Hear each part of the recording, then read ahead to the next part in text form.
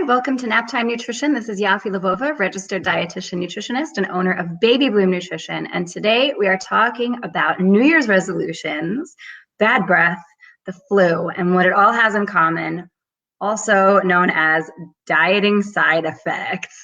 So let's get started. So do you have a New Year's resolution? I want you to comment. Do you have a New Year's resolution? What is it?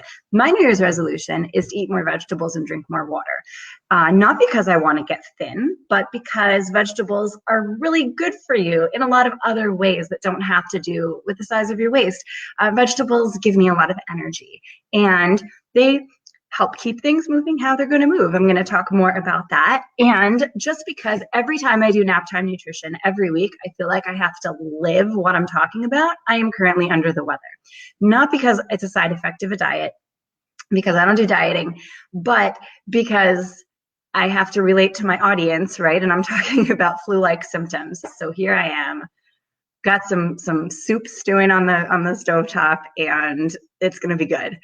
So first, let's talk about how January is resolution month, right? It starts in December, but we're all saying January 1st, this is the day I'm going to start whatever it is. So for me, if I pick something that I need to change in my life, I try to just start then, because any moment you waste is a moment wasted. However, if I'm having thoughts about how I look and not liking how I look, I try to take some time with that, because the truth is that if you are feeling fat, quote unquote, it's really just a cover up for another feeling. It's a cover up of sadness. Maybe something didn't go your way, or disappointment, or maybe anxiety. Because the truth is, fat isn't a feeling. Fat is something you have on your body and around your organs in order to protect them. And so we need that. So you can't feel fat any more than you can feel table or feel fingernail. I mean, you can feel your fingernails, but you can't feel like fingernail, right? Because you can't feel fat either. It's not a feeling. So if you think that you're feeling fat one day, really take a minute and look at that and say, okay, well, if fat isn't a feeling, what am I feeling? How can I cope with that? Because going on a diet is not, it's been proven time and time again, it's not going to improve your life. And even if it's successful, which most of the time it's not going to leave you in a better position. Okay, getting back to, I tend to get distracted when I'm feeling a little bit ill. So getting back to the point, people ask me often, I'm on this diet, why do I have bad breath? Why do I feel sick? Is this a good thing? Is my body detoxing? No, let's talk about what this is. So common side effects of these fad diets that are out there. Currently, the fad diets, ever since the late 80s, have been to demonize carbohydrate. The truth is that we need carbohydrate. I recently heard there was some thread going on about rice and how rice turns to sugar and you should stay away from it. The entire function of your digestive system is to turn things into sugar, because that's the only thing your body can fuel off of. And the truth is that if you have a complex carbohydrate, it's going to take longer to turn into sugar than a simple carbohydrate. That's not to say simple carbohydrates are bad. They have their place. Sometimes you need energy a little bit faster than others. Like if you haven't eaten throughout the day, you should have something that's a little bit faster energy, and then a little while later, give it some more context, add some protein, add some fat, make sure there's some fiber. But there is a purpose to all different kinds of food in our diet. So simple carbohydrates give you energy faster, and complex carbohydrates give you energy slower, a place for both of them. So what happens when you cut out carbohydrates from your diet? Well, everything turns to sugar. You are no longer operating off of sugar. You're trying to operate off of fat. And not only is that body fat, but that's dietary fat as well. Well, what happens when you mobilize a lot of fat? There are a couple of things that happen that you may not know about. One is that there are things that store in your fat. There are toxins that store in your fat, like trace amounts of arsenic, for example, that are not a problem in and of themselves, but when you go on a fad diet and you mobilize that fat very quickly, your body does not know what to do with all the stuff being dumped in your bloodstream. Another example is hormones. Your fat and hormones have a lot of interaction, and messing with your body composition and messing with your diet composition really affects your hormone production and regulation, which is why a lot of times dieting is associated with depression. I'm going to get into that a little bit later. So some of the common side effects with the fad diets that we're looking at right now. Keto, paleo, for example, these are high protein or at least moderate protein, high fat, very low carbohydrate diets. What happens is you start getting the carb flu or the keto flu. And they're flu-like symptoms: fatigue, headaches, nausea, vomiting, constipation or diarrhea, abdominal pain, irritability, weakness, muscle soreness, muscle cramps, dizziness, decrease in concentration, and poor sleep. Well, that sounds like fun. So here's the thing, that when you go on a program like this, you should feel better. When you do things to take steps toward health, they should empower you physically, emotionally, socially. They shouldn't isolate us. They shouldn't make us feel like we need to isolate. And if you're feeling all these symptoms, you're going to be isolating. You're going to be sitting on your couch with some soup, much like I'm going to be, but for an entirely different reason. So why does this happen? When you eliminate carbohydrates from your diet, or even go down to the 30 grams per day, whatever the recommendation is for your chosen plan, you are burning ketones for energy from fat breakdown instead of burning sugar, which is what your body generally is supposed to do. So you start to feel like this. So what happens is you're burning fat, as I said, from your diet as well as from your body, and that's usually a secondary energy source. You switch to using it for a primary energy source, which is found during starvation, fasting. These symptoms represent a shock to the body. It also is affected by dehydration and electrolyte imbalance. Carbohydrate, if you look at the word itself, carbohydrate. Hydrate is hydration. There's a lot of water. I think there are 8 water molecules attached to each carbohydrate molecule. And when you cut carbs, you're cutting that hydration as well. And when you are increasing your protein, you increase your hydration needs, which means that you need to be extra careful to stay hydrated. Your electrolyte balance is affected. You have an imbalance, which can also affect your hydration status, and that's going to lead to a lot of these symptoms as well. It's exacerbated by exercise, which is why a lot of times when you start these plans, you're told to not exercise. Does that make sense? When you're trying to make steps toward a healthy lifestyle, does it make sense that you should not exercise for 2 weeks while your body adjusts to this drastic change? To me, as a professional, it doesn't make sense. It doesn't make sense for you to try to take healthy steps, and your healthy steps lead to this whole host of symptoms, and you're not supposed to exercise because it will exacerbate this flu-like condition. So what's the solution? Stay hydrated, try to get enough sleep, and eat something. Really, our bodies have this hunger signal for a reason. Okay, let's move on to bad breath. This is a really common one as well, and this is also because of the ketones burning.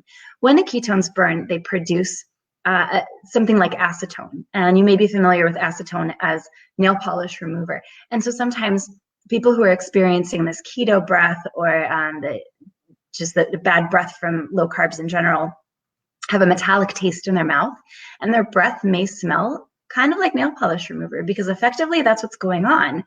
You smell that. There's a smell that you get used to working in clinical at the hospital, the smell of diabetic ketoacidosis.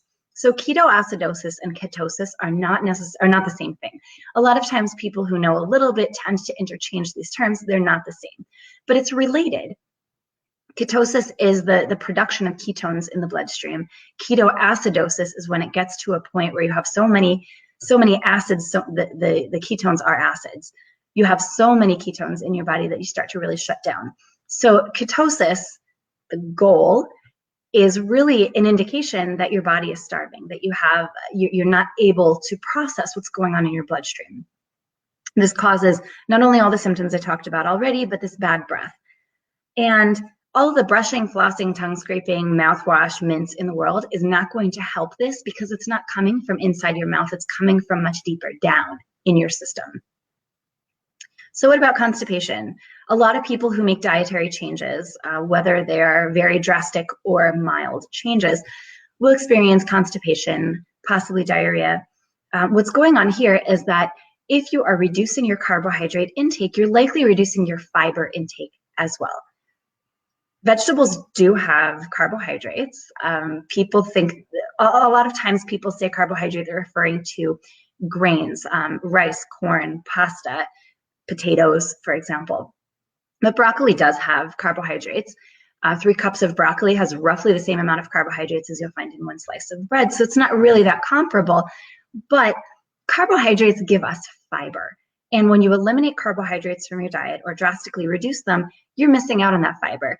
The whole grains, fruits and vegetables, sweet potatoes. I mean, so many vegetables are being demonized with these fad diets, and those vegetables are providing a lot of fiber. And that's something that's going to affect your digestive tract. Dehydration, which I've already mentioned, you have increased needs with protein, as I mentioned, and you're decreasing your hydration intake when you decrease carbohydrates because of the water that comes with it. And a lot of people just have a baseline dehydration as well. So that's something to really watch out for.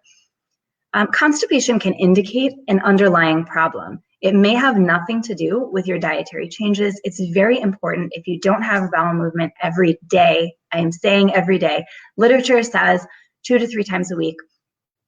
I say it's important to have a bowel movement every day. If you're not doing that, you should be talking to your doctor to rule out any underlying condition. But dietary shifts can cause diarrhea, constipation, tummy unease, dis-ease for various reasons.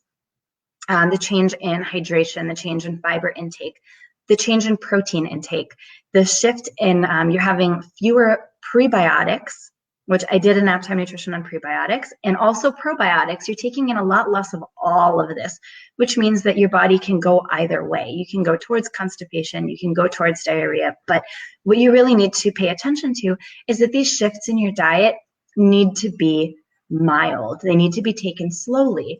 And taking on these New Year's resolutions where you crash into these fat diets is really going to have an adverse effect on your tummy. Oh, I missed this picture, the bad breath picture. It's too funny to not show. Okay, so that happens when you go on fad diets. And then, so fatigue. As mothers, we often feel fatigued anyway. I'm sure fathers also feel fatigued. And going on a crash diet is really a great way to feel more fatigued because you're probably not meeting your nutrition needs. Back to constipation. If you are on one of these plans where they make the food for you, a lot of times there are preservatives and gums in these prepackaged weight loss products, and those are very binding. They're meant to be fillers in the products, and they are binding and cause constipation. So I'm not going to demonize packaged foods. A lot of time packaged foods make our lives a lot easier. But if you are on a diet plan for weight loss where they give you a bunch of prepackaged foods, just watch out for tummy upset because it does have a lot of fillers, it does have a lot of gums, and that's going to affect your digestion and your tummy comfort. So what else are you going to feel when you're stuck on a diet? Okay, and my picture of this woman feeling really fatigued. Hunger, loss of focus, food preoccupation, emotional dysregulation such as depression, a decrease in patience. This is not what we need. This is not going to contribute to a happy life and effective parenting. And I'm going to be talking next week with an effective parenting coach, and that's going to be fabulous. But being on a calorie restricted plan, a carbohydrate restricted plan, is not going to contribute to your effective parenting. You're going to be hangry. And that means you're going to be lethargic, irritable. You're going to have anxiety. And guess what? If you had any libido, it's gone because you need nutrition in order to have a sex drive. So let's talk about who should be dieting, right? Who should be on one of these diets? Okay, well, you shouldn't be on a diet if you're pregnant, if you're breastfeeding, if you're a child, if you have diabetes, if you have a diagnosed or undiagnosed kidney, liver, or pancreatic concern, if you have a history of eating disorder or disordered eating. So really, that doesn't leave anybody Because the truth is that liver conditions in this country, in the United States, are very common and scarily underdiagnosed. So it's really not a good idea to go on these fad diets. If you are interested in looking towards a pathway that has a more clear-cut path toward health, please contact me. I'll put you in touch with the right person in your area. But really what it comes down to is looking at your life, not in little compartments, but how the different areas of your life interact. We cannot prioritize nutrition and physical health over emotional health and mental health and social health. You can't feel isolated either by symptoms of dieting or by other social effects that dieting has, isolation, for example. It's very important to look into intuitive eating. If you're not happy with your body, I can connect you with someone who can help you with that as well. So please re-examine your New Year's resolutions. Make sure that they are contributing to an overall happier life for you, more effective parenting or daughtering or friending or whatever it is.